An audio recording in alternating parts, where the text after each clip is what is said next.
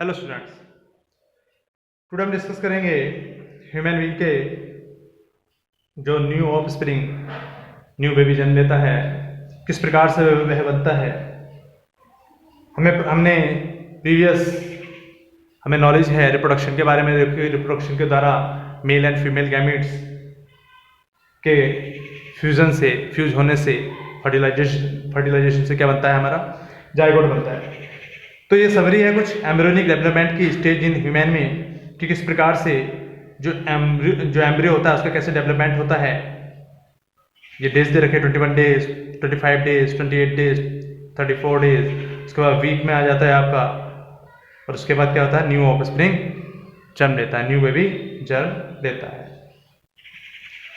तो स्टूडेंट्स, सबसे पहले हम स्टार्टिंग से समझेंगे कि किस प्रकार से एक एम्ब्रियो जो बना किस प्रकार से बनता है। तो सबसे पहले हमने क्या होते हैं, रिप्रोडक्शन होता है। रिप्रोडक्शन में क्या होता है, गैमिट भाग देते हैं, फीमेल गैमिट और मेल गैमिट। यानी कि ये कौन सा पार्ट है, ये आपका मेल गैमिट है स्पर्म, और ये फीमेल गैमिट है ओवम।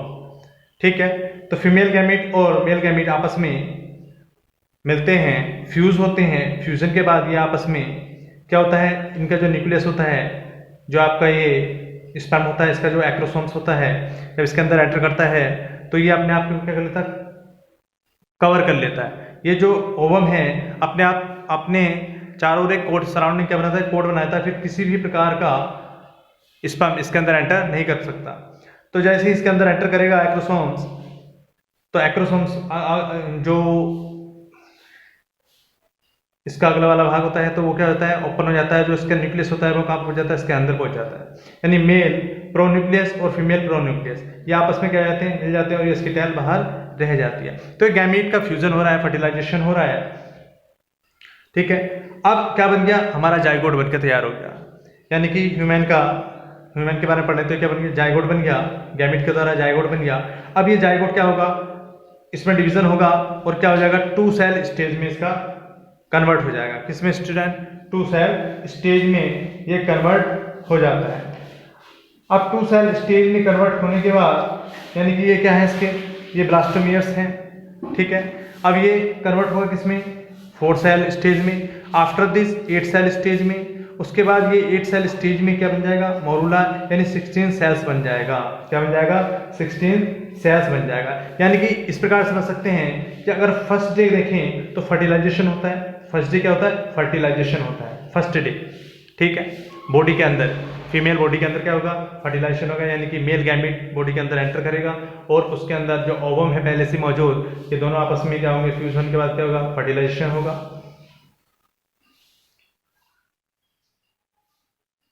अब फर्टिलाइजेशन होने के बाद क्या होगा, हमने बताया था कि जो सेकंड डे है तो क्या हो जाएगा, सेकंड डे पर हमारी 2 सेल स्टेज बन जाएगी। ये क्या हो जाएगा, 2 सेल स्टेज बन जाएगी। ये फर्स्ट डे हो जाएगा आपका, फर्टिलाइजेशन होने के बाद क्या बन जाएगा, ये आपका फर्स्ट डे हो जाएगा।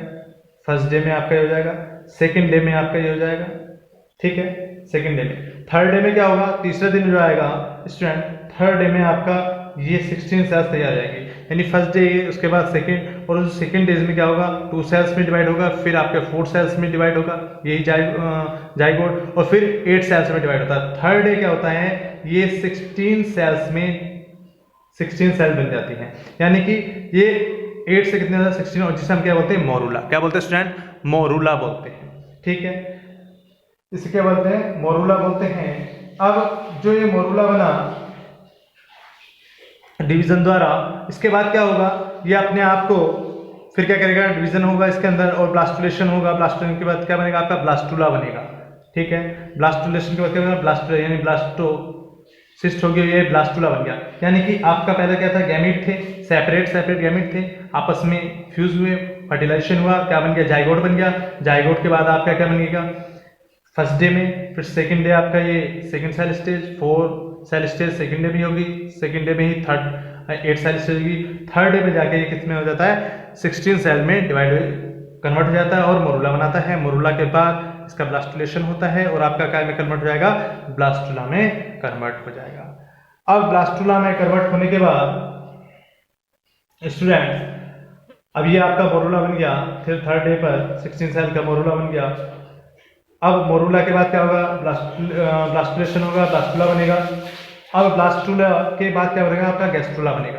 तो यानी कि ये जो होता है गैस्ट्रुला, यानी 7 डेज के आसपास होता है, और ये फिर क्या होता है, इम्प्लांटेशन हो जाता है किसमें, यूट्रस में। ये क्या हो जाएगा, यूट्रस में जाके चिपक जाता है क्या, गैस्ट्रुला। इम्प्लांटेशन हो जाता है कब, 7 डेज से 8 डेज जब ये बनता है, तो जाके क्या हो जाएगा, यानी कि ये एम्ब्रियो डिस्क, यानी कि जो एम्ब्रियो डिस्क होती है उसका निर्माण हो जाता है, और 12 डेज पर एम्ब्रियो डिस्क का निर्माण हो जाता है।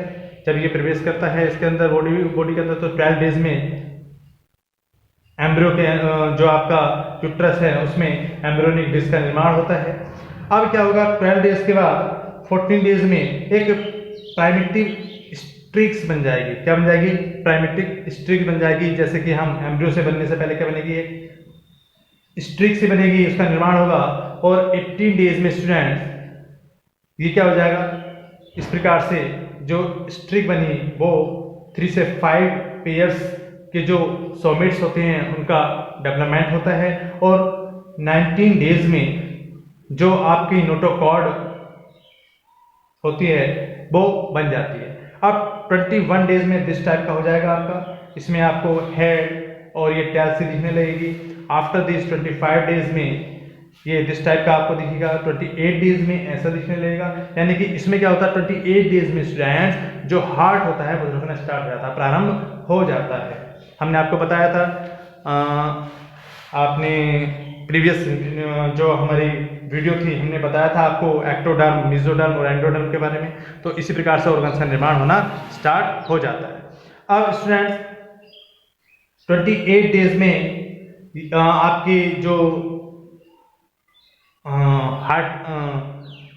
हार्ट धड़कना स्टार्ट हो जाता है, इसका प्रारंभ हो जाता है। जबकि 28 डेज में, यानी कि यहाँ जब ये वाली स्टेज आती है, और साथ ही साथ जो ब्लड आइसलैंड्स हैं वो दिखने लगती हैं, ब्लड आइसलैंड्स दिखने लगती हैं।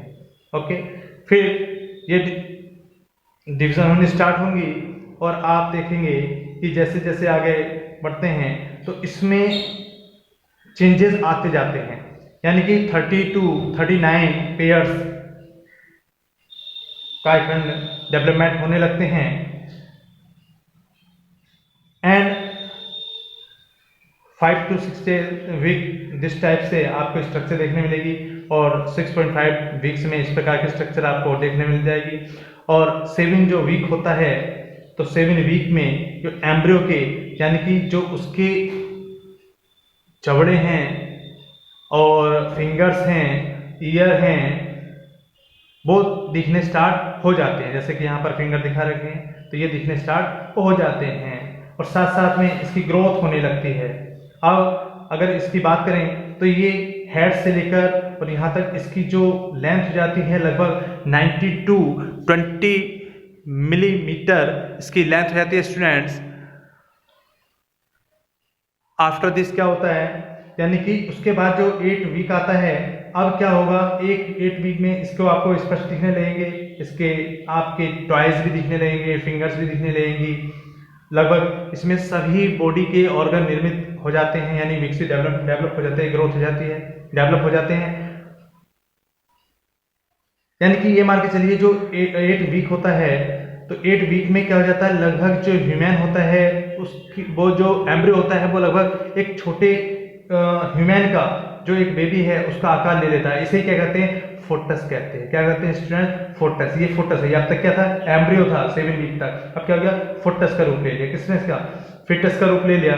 अब फिटस का रूप लेने के बाद इसकी जो लेंथ होती है 28 to 30 mm, 28 to 30 mm इसकी यहाँ से यहाँ तक 28 to 30 mm लेंथ होती है।